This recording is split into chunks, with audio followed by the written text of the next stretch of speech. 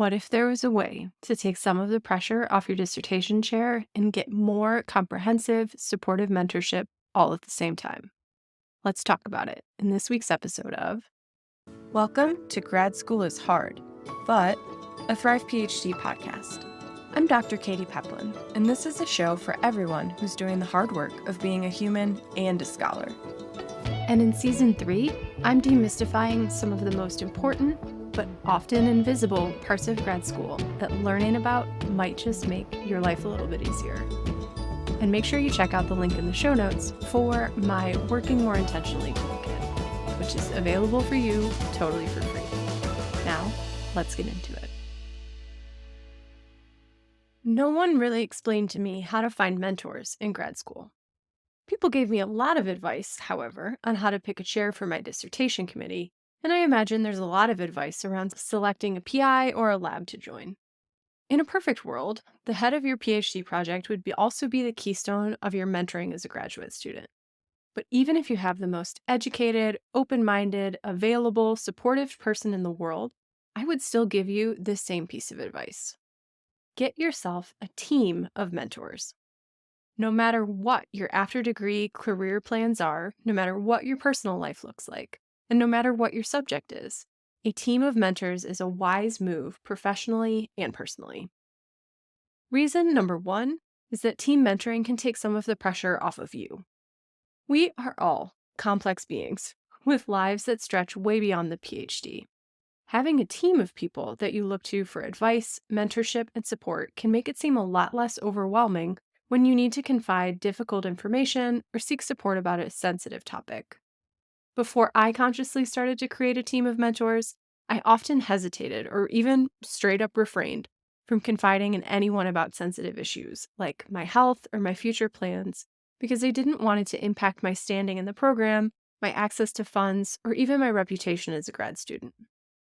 But after I started to build a team of people, I had so many choices from all sorts of areas in my life, on campus and off, who could offer advice without being directly responsible for my degree process at the same time. Reason number 2 is that team mentoring can take some of the pressure off your mentors, too.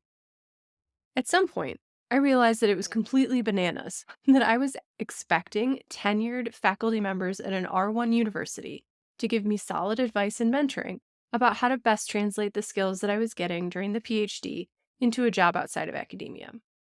I'm not saying that to excuse faculty ignorance or to excuse refusal to engage with the realities of the job market, but to acknowledge that there were many, many people, right on my campus even, that could give me much more sound advice on different kinds of careers because they had them. I had similar issues when I had questions coming up around how to have a family in academia or how to manage a job search in a geographically confined area. My mentoring needs had extended beyond the work that one mentor could do, and I needed to adjust my strategy.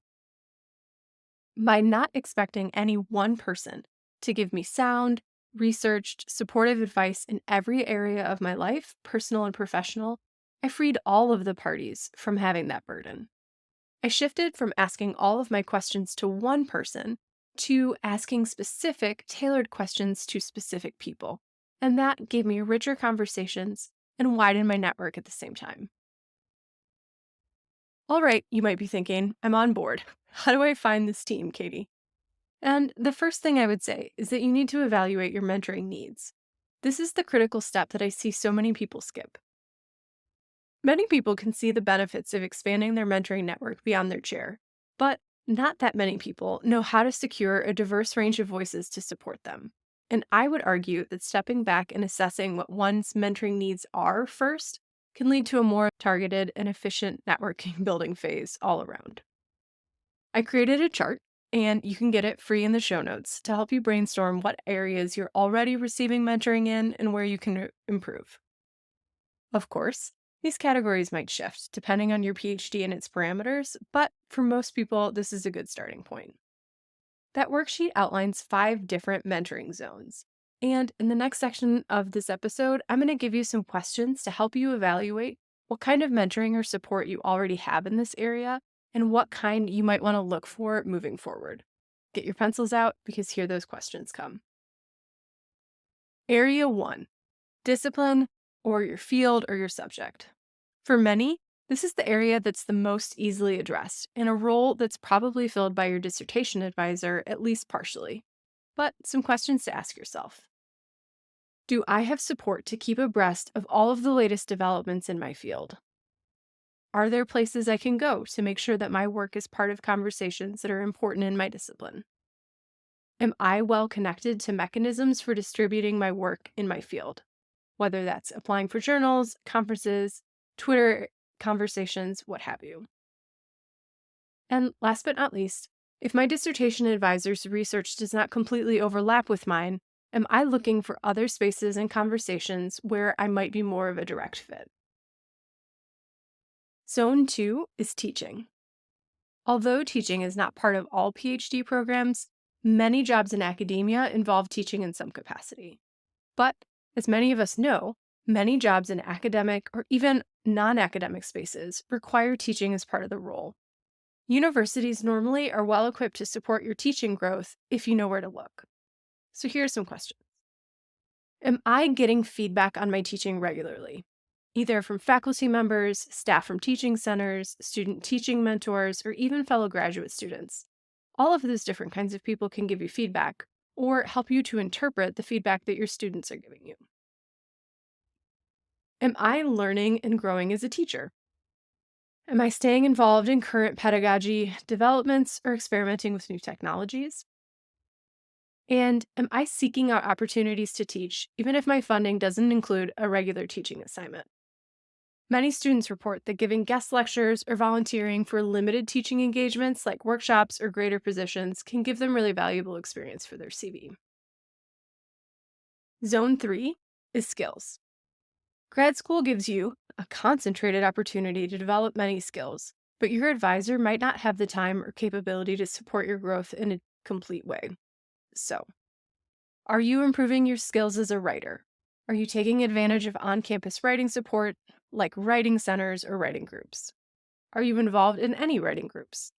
Are you seeking feedback on your writing from a wide range of audiences?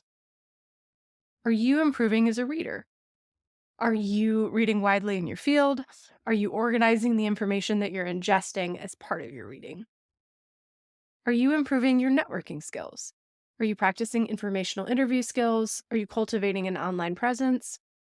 And are you improving any of your discipline-specific skills, like lab skills, teaching skills, media skills? It's going to be specific for you. Zone 4 is career planning. For many reasons, your academic advisor might not be the best person to help you plan out a diverse range of career options and the skills and steps that you'll need to follow in order to make those possibilities happen. But there are a growing number of places and spaces that might help you do that. So, are you being open-minded about the types and positions that you'll be seeking? Are you taking time to meet people from your discipline or your field who hold a wide range of positions? Are you consciously building a CV to support whatever your career aspirations are?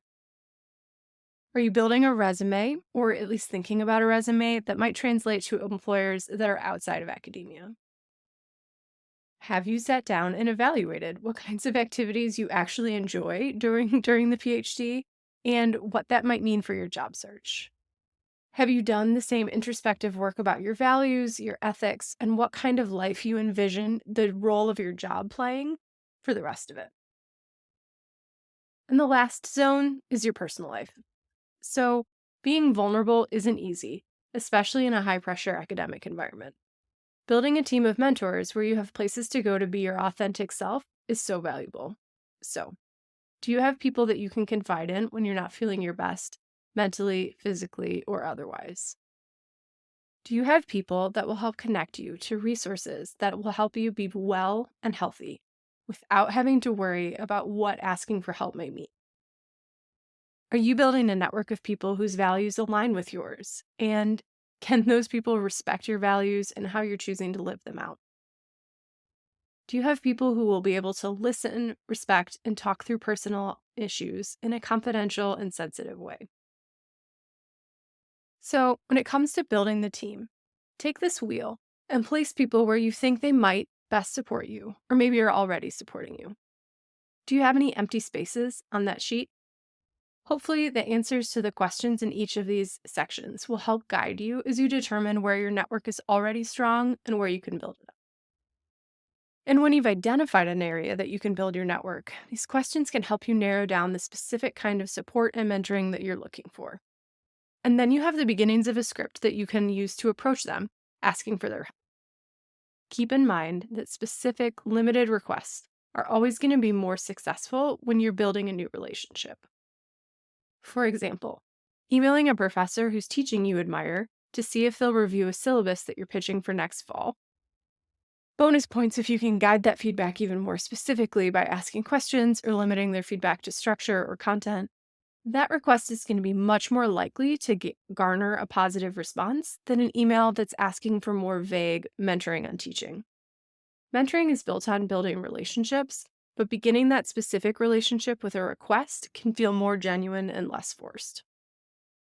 The important thing here to remember is that not every mentor needs to be perfectly aligned with you in every area of the mentoring wheel. Some people might give you outstanding mentorship in the aspects of your discipline that are confusing and cliquish, while also giving you terrible advice about the job market or teaching or balancing all of this with your personal life. Having clear expectations, both for each person in your mentoring team and for yourself as the designer, builder, and maintainer of that team, can make some of these abstract relationships feel so much more concrete and useful. And you deserve to have relationships that feel supportive for all of you. And that just might be more possible if you have a team rather than just one singular mentor. Thank you so much for joining me, and I will see you next week. Thank you for listening to Grad School is Hard, but you can find more information and resources in the show notes and at thrive-phd.com. Every month, I'll select one reviewer for a free 45-minute session with me. So please subscribe, rate, and review to help spread the word about the show. Thanks so much, and I'll see you again soon.